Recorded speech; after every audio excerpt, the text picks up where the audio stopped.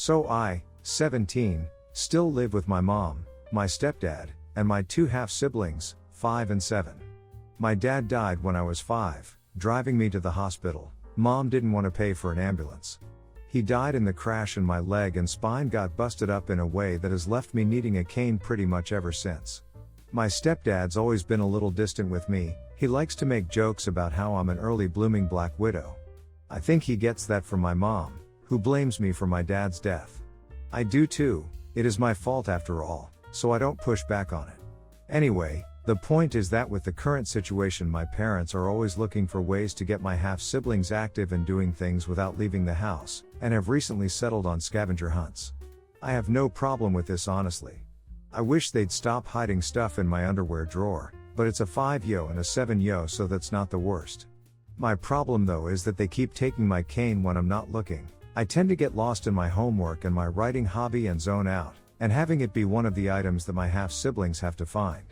When I complain to my stepdad, he's a sod so is usually the one running these things. He scolds me for being selfish and points out that my swivel chair has wheels if I need the bathroom and that they always get it to me before I have to go downstairs for dinner. I tried my mom yesterday, and she said that I was being a brat and that if I wanted a father who cared about me I shouldn't have killed my dad. I got really upset at that point and called my grandparents, my mom's parents. Dads are dead too. They showed up at 10 p.m. yesterday, and grandma screamed at them while grandpa packed my stuff up and helped me out to their car. My mom's been blowing up my phone and email, calling me all sorts of names and accusing me of turning her family against her and trying to get her in legal trouble since minors can't move out. And I can't help but think that maybe she's right, so, am I the idiot? Oh honey, no. You didn't kill your dad. It isn't your fault. Accidents are accidents because they aren't your fault. Your mother is unbelievably awful for the way she has been treating you and allowing you to be treated. Please stay with your grandparents. And if you have access, maybe seek out a therapist to help you work through all this guilt you're holding on to. More than anything, I send you hugs. Oh, and, not the idiot. In any way, shape, or form. Do not go back to that abusive house. Not the idiot. First of all, your father's death was absolutely not your fault. Your mother has behaved absolutely abhorrent towards you, and it's downright horrific that anyone in your household thinks it's okay to take your cane and leave you without means to get around your home easily. Everyone in your household, except you, has behaved terribly. Good on you for getting out. Please also talk to your grandparents about getting you into therapy. You certainly have a lot of things to talk through and I think you would find it very helpful. Is this for real? This is literally the most toxic post I've ever read on here. It is 100% not in any way your fault that your dad died and you are deserving of love no matter what. They should not take your means of mobility away from you ever. You need to erect some serious boundaries between you and your immediate family. Stay with your grandparents and seek counseling ASAP.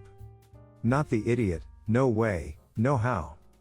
I cook Thanksgiving and Christmas dinners every year for my husband, his family, and our kid and have for 16 years.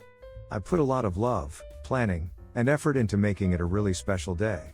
This year, between work, parenting, and everything else, I'm tired and I don't want to cook Thanksgiving.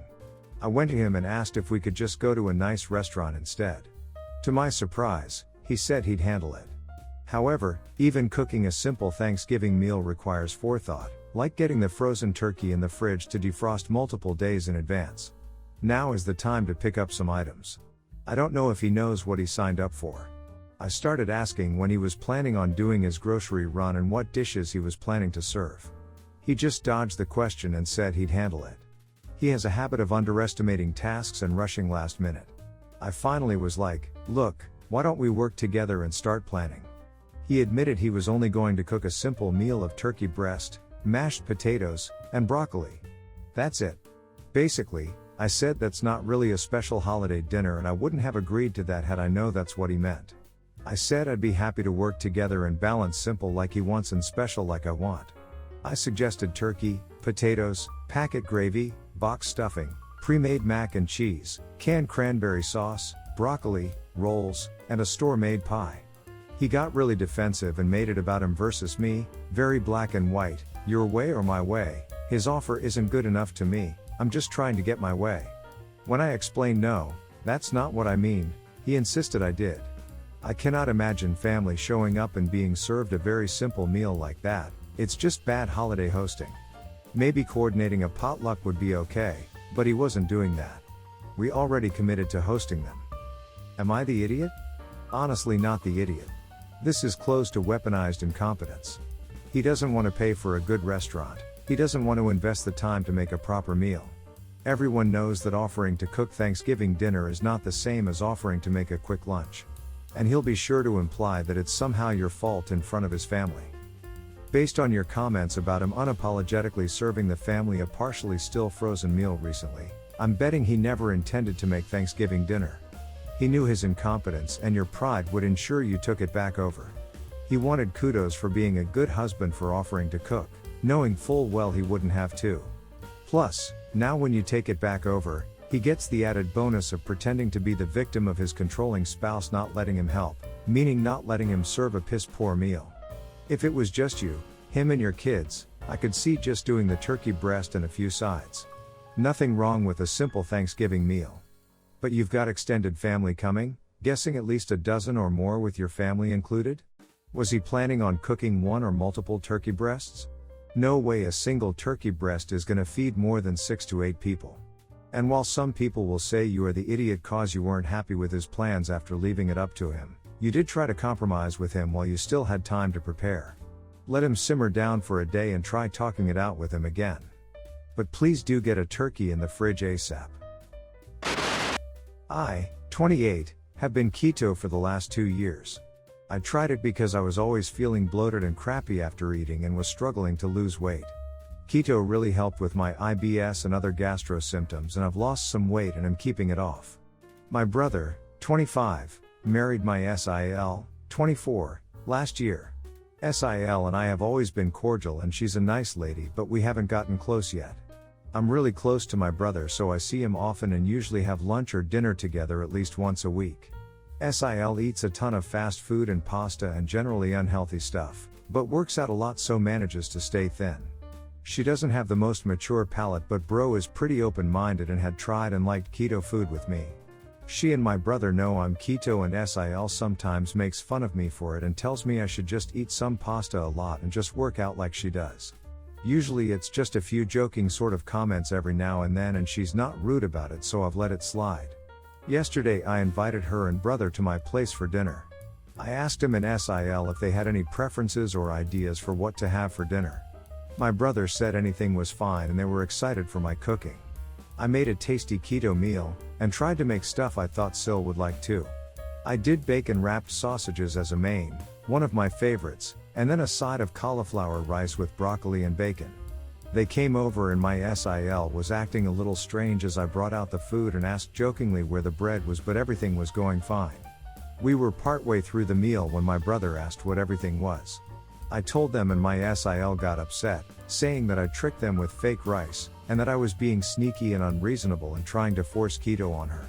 She refused to eat with us after that and ordered some fast food takeout. I was a little offended and then I suggested to my brother afterwards that maybe we could just do a meal the two of us, and Sil overheard and accused me of trying to force others to do keto and leaving her out, and why couldn't I just make real rice or pasta like a normal person, and that I should have known better than to make my weird food for other people. I didn't mean to offend my SIL, I guess I should have known and tried to make some carb, but the food was really tasty and I didn't think I was forcing anyone. So sanity check here, am I the idiot? She knows you're keto and agreed to come to your home for a meal. Therefore it's a reasonable expectation that the meal would be keto or at least keto friendly. Girl could have talked to you in advance about having some non-keto foods as part of that shared meal like a reasonable adult, or offered to bring a non-keto side dish to share if carbs matter to her that much. The way it reads, girl instead threw a hissy fit over things not revolving around her and her choices while she was a guest in someone else's home. Imho, that makes her an idiot. Everyone's the idiot here. You didn't try to force her to do keto, which is a diet, not a meal, and shouldn't be forced on people unknowingly, as it can be dangerous if they have kidney problems or other health issues. You just made her a meal you would eat. But also you're really judgy of people who don't do keto. I'm not sure anyone describes a diet based on restricting an entire food group as a diet for a mature palate, and a meal stuffed with highly processed salty meat is definitely not healthier than a simple pasta dish could be. Not the idiot. Based on some comment replies from OP, the sister was eating the food without a problem and blew up after she found out it was keto. She knew you were keto, so it's not a surprise that meals at your house would fit into your diet. She didn't even make a request beforehand that she would like some carbs included. It's incredibly rude to order takeout when you're a guest and the host has cooked for you. She sounds like a very difficult person to be around. She's the idiot, not you.